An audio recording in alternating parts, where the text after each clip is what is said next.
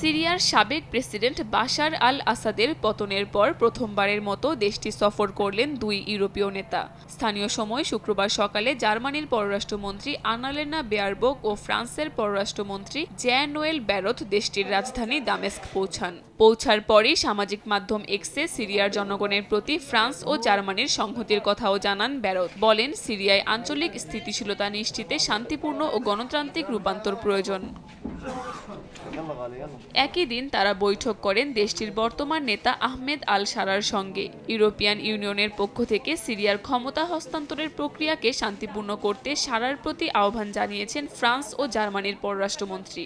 বৈঠক শেষে সংবাদ সম্মেলনে বেয়ারবোক জানান, সিরিয়ার ওপর থেকে নিষেধাজ্ঞা তুলে নেওয়ার বিষয়টি রাজনৈতিক প্রক্রিয়ার ওপর নির্ভর করবে। তিনি আরও বলেন, সিরিয়ার পরিবর্তনের জন্য ইউরোপের সমর্থন চাইলে নতুন সরকারে কুর্দি ও নারীদেরকেও রাখতে হবে।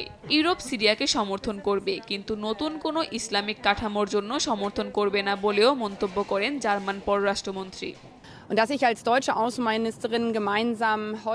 বছরের পর বছর নিপীড়ন, যুদ্ধ ও নির্যাতনের পর সিরিয়ার জনগণ অবশেষে একটি নতুন অধ্যায়ের সূচনা করেছে। আমি এখানে জার্মান পররাষ্ট্রমন্ত্রী হিসেবে ফরাসি পররাষ্ট্রমন্ত্রীর সঙ্গে ইউরোপীয় ইউনিয়নের পক্ষ থেকে জানাচ্ছি, ইউরোপ শান্তিপূর্ণ, মুক্ত নতুন সিরিয়া গড়তে সাহায্য করতে চায়।